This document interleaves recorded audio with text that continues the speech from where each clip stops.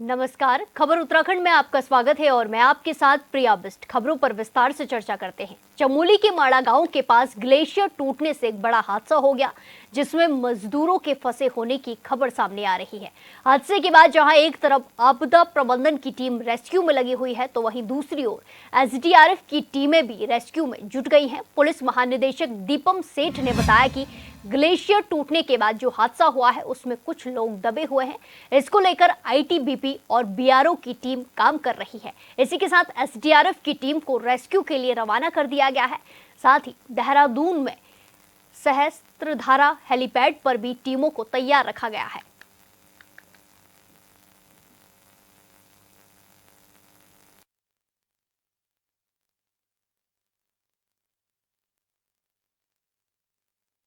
माना गांव के पास एक एवलांच आया है, जो बीआरओ का वहां पे कैंप था उसके बहुत ही पास।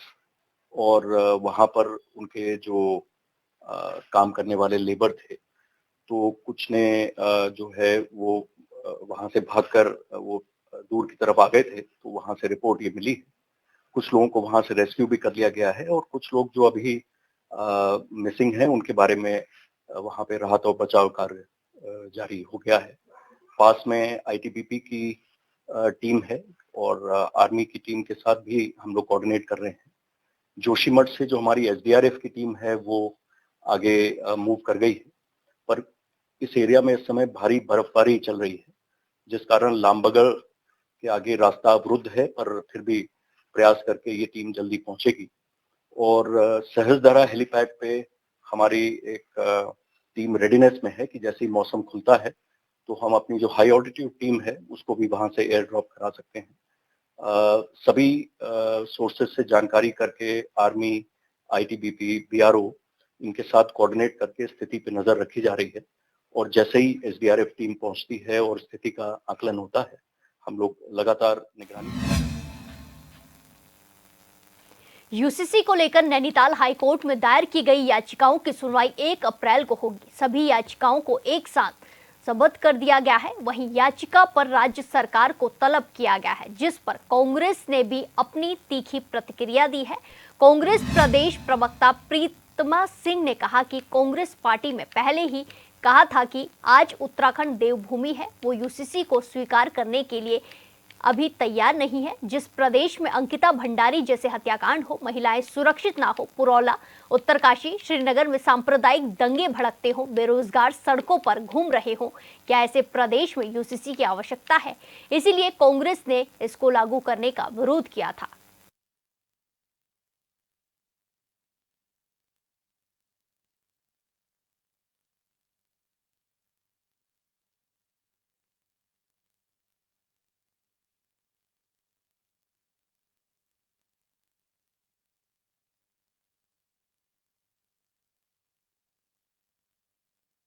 देखिए, बिल्कुल। और कांग्रेस पार्टी ने भी यही कहा था कि आज उत्तराखंड जो हमारा प्रदेश है, जो देवभूमि है, वो यूसीसी को स्वीकार करने के लिए अभी तैयार नहीं है। जिस प्रदेश में अंकिता भंडारी जैसे हत्याकांड हो जाते हैं, जहां महिलाएं सुरक्षित नहीं है, जहां चाहे पुरोला हो, उत्तरकाशी हो, श्रीनगर हो, जहां आज आपने देखा सांप्रदायिक दंगे भड़क जा रहे हैं, जहां बेरोजगार के लिए जो बेरोजगार लोग हैं वो सड़कों पर है, क्या वहां पे इस वक्त यूसीसी की आवश्यकता है? तो इसलिए कांग्रेस पार्टी ने इसका जो है इसको लागू करने का विरोध किया था। और यूसीसी के दायरे में जिस तरीके से इन्होंने लिव इन रिलेशनशिप को यूसीसी में लाने का कार्य किया है, सबसे ज्यादा विरोध इसका हो रहा है, क्योंकि ये देवभूमि की आप संस्कृति को बिगाड़ने का कार्य कर रहे हैं। और दूसरी महत्वपूर्ण बात, कई बातें यूसीसी में ऐसी हैं जो सरकार जिनका क्लैरिफिकेशन देने में सक्षम नहीं है। आप ये बताएं कि आपने यूसीसी से एसटी को क्यों दूर रखा? अगर आप सभी महिलाओं के सुरक्षा की बात करते हैं, समानता की बात करते हैं, न्याय की बात करते हैं, तो एसटी महिलाओं की सुरक्षा की जिम्मेदारी किसकी है? हिंदू अनडिवाइडेड प्रॉपर्टी को आपने इससे बाहर रखने का कार्य कर दिया। इसका मतलब साफ है कि आप सिर्फ एक समुदाय के लोगों को टारगेट करने की जो कोशिश कर रहे हैं।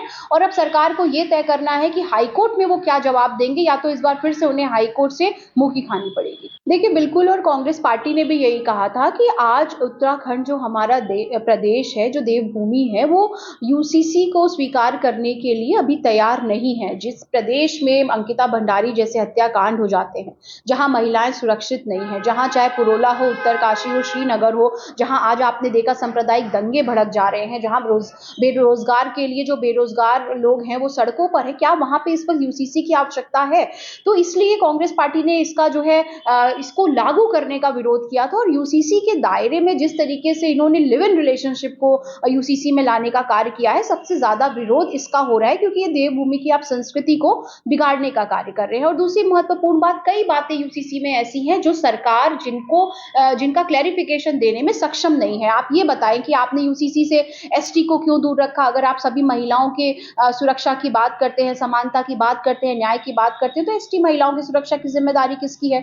हिंदू अनडिवाइडेड प्रॉपर्टी को आपने इससे बाहर रखने का कार्य कर दिया। इसका मतलब साफ है कि आप सिर्फ एक समुदाय के लोगों को टारगेट करने की जो कोशिश कर रहे हैं। और अब सरकार को यह तय करना है कि हाईकोर्ट में वो क्या जवाब देंगे, या तो इस बार फिर से उन्हें हाईकोर्ट से मुंह की खानी पड़ेगी। माड़ा गांव के पास आए एवलांच में 57 लोग प्रभावित हुए। इसमें से अभी तक 16 लोगों को बचाया जा चुका है। सचिव आपदा प्रबंधन ने कहा कि रेस्क्यू अभियान जारी है। साथ ही सचिव आपदा ने कहा कि घटना के समय कुछ लोगों के भागने की भी सूचना मिल रही है, जिनकी तलाश जारी है।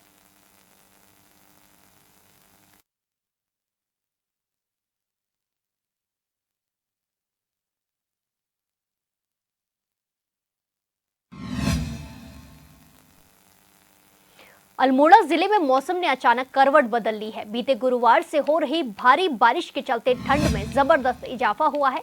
तापमान में गिरावट आने से लोग गर्म कपड़े में लिपटे हुए नजर आ रहे हैं। ठंड से बचने के लिए कई जगहों पर लोग अलाव जलाने का सहारा ले रहे हैं। बारिश के चलते बाजारों में भी सन्नाटा पसरा हुआ है। बारिश से जंगलों में लगी आग पूरी तरह से बुझ गई है।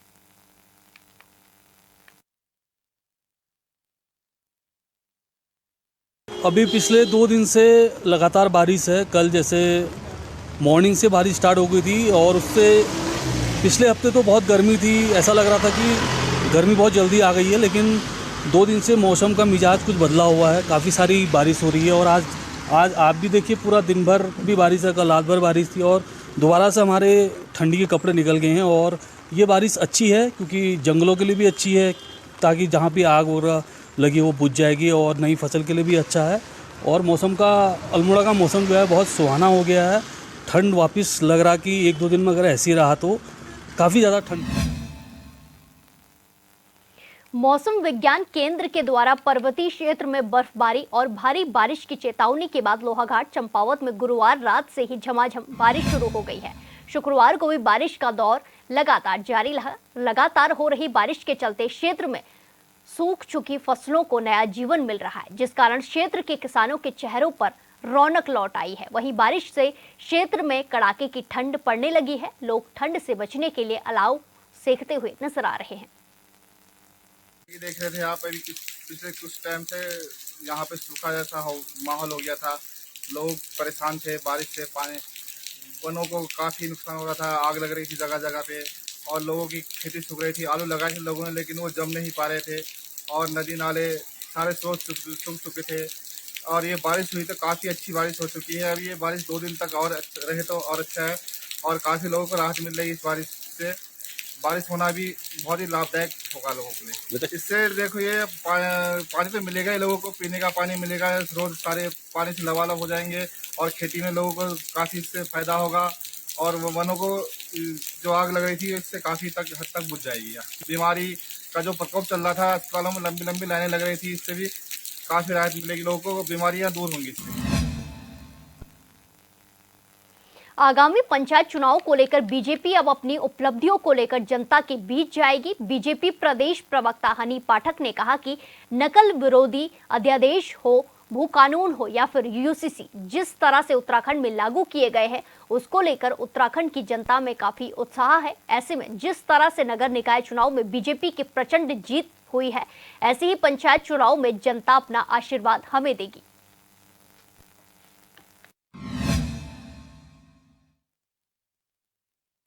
देखिए, जिस प्रकार से हमारी भारतीय जनता पार्टी को देवतुल्य जनता ने लोकसभा, विधानसभा और नगर निकाय चुनाव में एक अपना आशीर्वाद दिया है, उसी प्रकार से पंचायत चुनाव को लेकर भी हमारी भारतीय जनता पार्टी पूरी तरीके से कार्य कर रही है और उसमें भी निश्चित तौर पे हमें जनता, देवतुल्य जनता का आशीर्वाद प्राप्त होगा।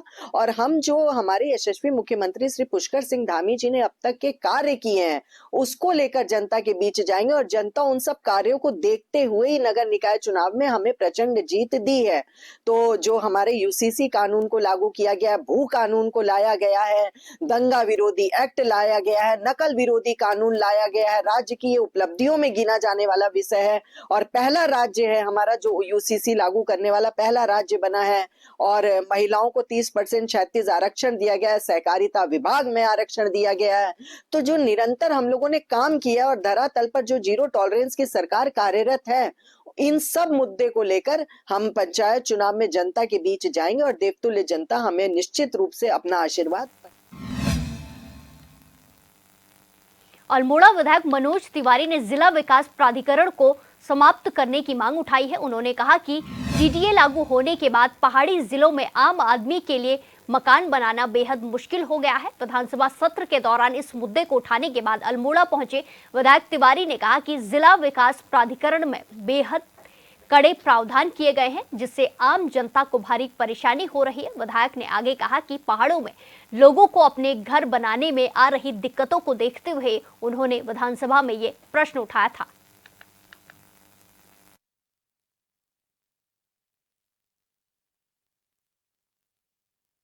जब से भारतीय जनता पार्टी की सरकार प्रदेश में आई है और 2017 के बाद अल्मोड़े के साथ कई जिलों को जिला स्तरीय विकास प्राधिकरण के अधीन ले लिया गया है और जब से जिला स्तरीय विकास प्राधिकरण लागू है तब से एक आम व्यक्ति जिसको जो अपना घर बना रहा था, चाहे वो रेजिडेंशियल हो चाहे कॉमर्शियल हो, उसको अपना मकान बनाना मुश्किल हो गया है। ऐसे कड़े प्रावधान कर दिए गए हैं उसमें आपको सेटबैक छोड़ना होगा। अगर आपको रेजिडेंशियल है तो 2 मीटर का रास्ता छोड़ना है, कॉमर्शियल है तो 4.5 मीटर का रास्ता छोड़ना है और जहाँ पर साइकिल ही जा सकती है जिस मोहल्ले में, वहाँ पर कार पार्किंग का प्रावधान रखा गया है। और उसके साथ सबसे ज़्यादा यह है कि उसमें लेबर सेस बहुत बढ़ा दिया गया है और उसके साथ साथ विभागों में अनापत्ति के उसके चक्कर लगाने पड़ते हैं। उसको ज्वेलरिस्ट से अनापत्ति लेनी पड़ती है, उसे पीडब्ल्यूडी से अनापत्ति लेनी पड़ती है, उसे फायर से अनापत्ति लेनी पड़ती है और फॉरेस्ट से उसे देहरादून से अनापत्ति प्रमाण पत्र लेना पड़ रहा है जिसका प्रमाण मैंने दिया था।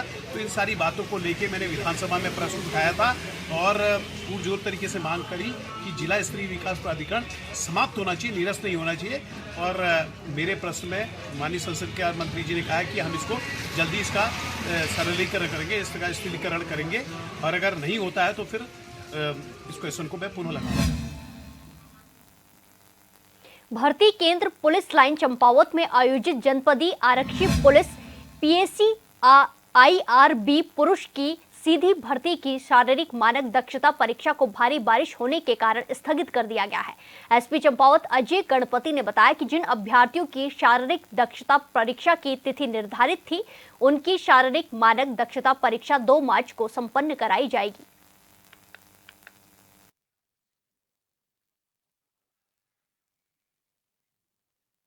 नमस्कार।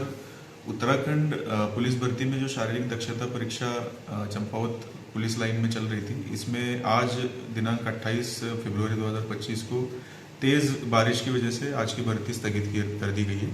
जो कैंडिडेट्स आज के भर्ती में जिनको तिथि मिली हुई थी उनके लिए तिथि 2 मार्च 2025 निर्धारित की गई है। वो 2 मार्च 2025 को आके अपनी शारीरिक दक्षता परीक्षा में प्रतिभाग कर सकते हैं। इसके अलावा जो कैंडिडेट्स किसी अपरिहार्य कारणों से अपने भर्ती में उपस्थित नहीं रह पाए, जैसे कि बीमारी, कैजुअलिटी या शारीरिक दक्षता परीक्षा के तिथि में ही अन्य कोई परीक्षा होने की वजह से, तो ऐसे सभी कैंडिडेट्स को भी 1 मार्च और 2 मार्च दोनों दिन शारीरिक दक्षता परीक्षा के लिए अलाउ किया जाएगा। चमोली में गुरुवार से लगातार हो रही बारिश के चलते राष्ट्रीय राजमार्ग 7 में नंदप्रयाग के पास भूस्खलन क्षेत्र में लगातार पत्थर एवं मलबा गिर रहा है, जिस कारण वाहनों के आवागमन में जनधन की हानि हो सकती है। जिलाधिकारी संदीप तिवारी ने बताया कि लगातार बारिश और मौसम विज्ञान विभाग देहरादून के द्वारा जारी पूर्वानुमान के दृष्टिगत आम जनमानस की सुरक्षा को मद्देनजर रखते हुए नंदप्रयाग भूस्खलन जोन से वाहनों का आवागमन कल शाम 5 बजे तक के लिए रोक दिया गया है। अभी नंदप्रयाग का जो स्लाइडिंग जोन है वहाँ कुछ यात्रियों ने कॉल करके अवगत कराया था कि वो थोड़ा सेफ नहीं लग रहा है और एक दो बोल्डर वहाँ बताया गया कि लुढ़क कर नीचे आए हैं। तो फिलहाल हम उसको मार्ग को आज के लिए बंद कर रहे हैं और चकोट कोठियाल से इन मार्ग से हम ट्रैफिक को डाइवर्ट करेंगे। इस मामले में एसपी चमोली से भी बात हो गई है, तो जैसे ही बारिश रुकेगी तो NHIDCL को निर्देशित किया जाएगा कि सिंकिंग जोन में तेजी से काम करते हुए उसको सुचारू करें और सुरक्षित यातायात हेतु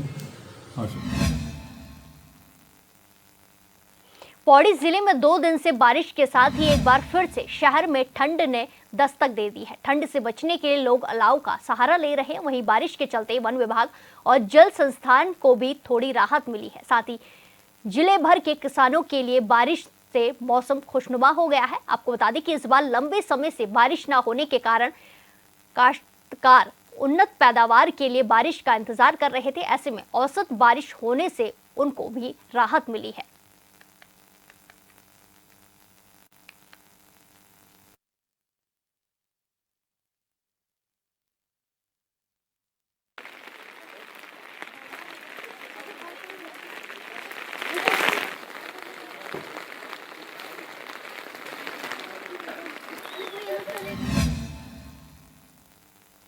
जसपुर तराई पश्चिम वन विभाग के फाटो समेत पतरामपुर रेंज में इन दिनों गुलदार और बाघ जैसे जानवरों की आवाजाही बढ़ गई है। वहीं इस समय वन विभाग की ओर से इन वन्य जीवों पर विशेष ध्यान रखा जाता है। प्रभागी वनाधिकारी प्रकाश चंद्र आर्य ने बताया कि नवंबर से लेकर मार्च के महीने तक टाइगरों का मीटिंग पीरियड माना जाता है। ऐसे में अगर टाइगर जंगल के अंदर है तो वो विभाग की निगरानी में रहता है, मगर कोई टाइगर जंगल से बाहर निकलकर आबादी में आया तो वो परेशानी पैदा कर सकता है, जिसको ध्यान में रखते हुए प्रभागी वनाधिकारी ने लोगों से सावधानी बरतने की अपील की है। देखिए, ये टाइम है वास्तव में नवंबर से लेकर के फरवरी मार्च तक हमारा माना जाता है कि टाइगर का मीटिंग पीरियड होता है और इस दौरान जो मेल टाइगर्स हैं वो बहुत आक्रामक हो जाते हैं। तो इसमें लगातार आपस में टेरिटरी को लेकर के और मीटिंग को लेकर के संघर्ष होते हैं टाइगर्स के। तो उसमें हम जो अंदर जंगल के अंदर अगर कुछ हो रहा है तो ठीक है, हम लोग हमारी निगरानी में हैं सब। लेकिन कई बार ऐसा भी होता है कि कोई मेल टाइगर अगर किसी दूसरे टाइगर से लड़ाई में या उसके साथ संघर्ष में अगर हार गया और बाहर को निकला, तब वो जा करके वो कहीं आबादी के साथ में वो आबादी में अगर आता है तब वो थोड़ा सा मुश्किल पैदा कर सकता है। तो इसलिए हमारा सभी क्षेत्र के आसपास के जो लोग हैं सभी से निवेदन है कि वो इस समय थोड़ा सा विशेष सावधानी बरतें, जंगल की तरफ कोशिश करें कि कम से कम जाना हो पाए। अगर जाएँ भी तो झुंड में जाएँ, 5-7 लोगों का ग्रुप जाए, अकेले जाने की कोशिश ना करें, जिससे कि कल को कोई अप्रिय घटना हो। इस बुलेटिन में फिलहाल के लिए इतना ही। बाकी तमाम खबरों के लिए देखते रहिए HNN 24/7। नमस्कार।